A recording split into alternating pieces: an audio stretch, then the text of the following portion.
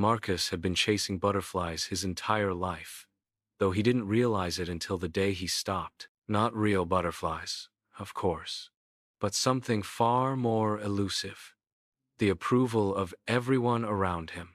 At 32 years old, he stood in front of his bathroom mirror on a Tuesday morning, staring at a face he barely recognized anymore. His eyes looked tired, not from lack of sleep, but from something deeper, something that made him feel hollow even when he smiled. That morning, his phone buzzed with notifications, likes, and comments on a carefully crafted post about his recent promotion, and instead of feeling joy, he felt nothing, just emptiness, and that terrified him more than anything. Marcus had built his entire identity on what others thought of him. At work, he stayed late every night, not because he loved his job, but because he needed his boss to see him as indispensable. At the gym, he pushed himself past exhaustion, because he wanted strangers to admire his dedication. Even his apartment was decorated with expensive furniture he couldn't afford, all for the occasional guest who might be impressed. His childhood had taught him this dance, you see. Growing up with parents who were kind but distant, always busy, always distracted, young Marcus learned that achievements earned attention. Straight A's meant a smile from his father. First place in the science fair meant his mother would brag to the neighbors. And so he became a performer on a stage that never closed, constantly seeking applause that never quite satisfied the ache inside him. But the cost was becoming unbearable. Marcus had pushed away Sarah, a woman who genuinely cared for him, because she'd asked him one simple question: "Who are you when nobody's watching?" He couldn't answer. He didn't know. His friendships were shallow, because he was always trying to impress rather than connect. His bank account was drained from keeping up appearances. And worst of all, he'd lost touch with the quiet voice inside him that once knew what brought him joy. The exhaustion wasn't just physical anymore. It was seeping into his soul, and he could feel himself disappearing beneath the weight of everyone else's expectations. The breaking point came on a Saturday afternoon in October. Marcus had agreed to help organize his company's charity event, not because he cared about the cause, but because the CEO would be there. He wore his best suit, practiced his talking points, and arrived early. For 3 hours, he worked the room like a politician, laughing at jokes that weren't funny, agreeing with opinions he didn't share, contorting himself into whatever shape seemed most pleasing to whoever stood in front of him. Then, he overheard two colleagues talking by the coffee station. "Marcus? Yeah, he's nice enough," one said. "But I don't really know him, you know? It's like he's always performing, or something." The words hit him like a physical blow, not because they were cruel, but because they were true. He excused himself and walked outside, needing air, needing space, needing something he couldn't name. He found himself in a small park across from the venue, sitting on a bench beneath an oak tree. An elderly man was there, feeding pigeons from a paper bag, humming softly to himself. The man looked content in a way Marcus couldn't remember feeling, ever. "You look like you're carrying the world on your shoulders, son," the old man said without looking up. Marcus let out a bitter laugh. "Something like that." "Let me guess," the man continued, scattering more seeds. "You've been trying to make everyone happy except yourself." The observation was so accurate that Marcus felt his throat tighten. "How did you know?" The old man finally looked at him, his eyes kind and knowing. "Because I spent 40 years doing the same thing. I was a teacher, and I thought I needed to be everyone's favorite. The students, the parents, the principal, other teachers. I twisted myself into knots, trying to please them all. And you know what I discovered? The more I chased their approval, the less I had of myself to give. I became a mirror, always reflecting what others wanted to see, but there was nobody home inside." "So what changed?" Marcus asked, genuinely curious. "I got sick," the man said simply. "Cancer. And when you're facing mortality, all the pretense falls away. I realized I'd wasted decades performing for an audience that didn't even know the real me. So when I recovered, I made a promise to myself. I would live the rest of my life as myself. No apologies, no performances. And you know what happened? The people who truly mattered, they stayed. The rest, they were never really there anyway.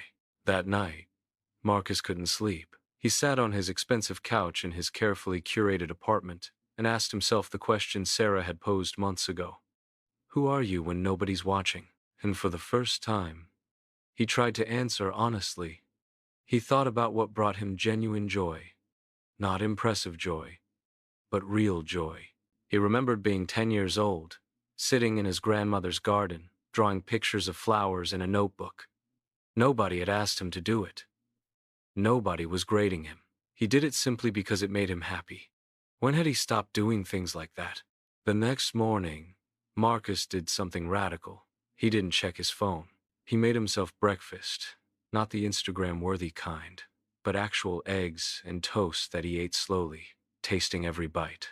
Then he drove to an art supply store and bought a simple sketchbook and pencils. He went to the botanical garden, found a quiet bench, and for 2 hours, he drew.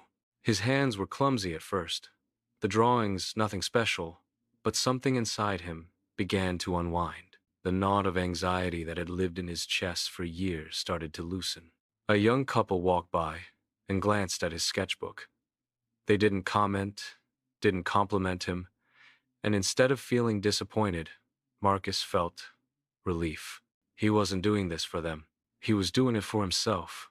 And that realization was like stepping off a treadmill he'd been running on his entire life. Over the following weeks, Marcus began a quiet revolution.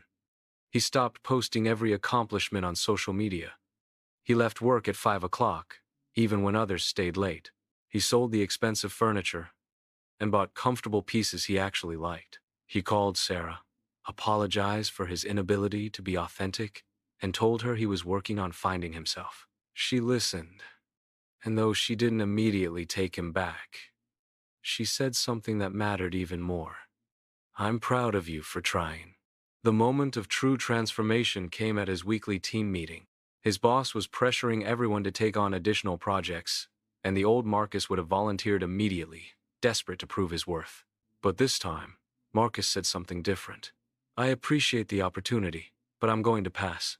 I need to maintain my work-life balance. The room went quiet. His boss looked surprised. But instead of the rejection he feared, his boss simply nodded and moved on. And Marcus realized something profound. The world didn't end. He wasn't fired. His colleagues didn't shun him. In fact, later that day, a coworker approached him privately and said, "That took courage. I wish I could do the same." Marcus had spent his whole life believing that setting boundaries would make people reject him. But the opposite was true. Authenticity created space for real connection. 6 months later, Marcus sat in that same park where he'd met the elderly man, his sketchbook in his lap. He'd continued drawing, taking a weekend art class where nobody knew his job title or his accomplishments. He'd reconnected with old friends and been honest about his struggles. He'd even started therapy, working through the childhood patterns that had taught him his worth was conditional. His apartment was smaller now, simpler, but it felt like home. His social media was quieter, but the conversations he had were deeper. And most surprisingly, his work actually improved.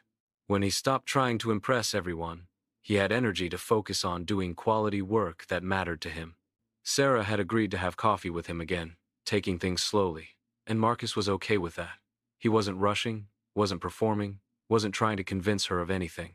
He was just being himself, and whatever happened from there would be authentic. The elderly man appeared again, shuffling toward the same bench with his bag of seeds. Marcus smiled. "You're back," the man said, settling down with a satisfied grunt. "And you look different." "I feel different," Marcus admitted. "I took your advice. I stopped chasing butterflies." The old man nodded approvingly. "And did the world fall apart like you feared?" "No," Marcus laughed. "Actually, it got better. Smaller, but better. quieter, but richer. That's because you're finally living from the inside out instead of the outside in, the man said, tossing seeds to the gathering pigeons. Happiness was never out there in other people's approval. It was always inside you, waiting for you to stop running long enough to notice it. Marcus looked down at his latest drawing, a simple sketch of the oak tree above them. It wasn't perfect, wasn't impressive by any objective measure, but it was his, and that made it beautiful.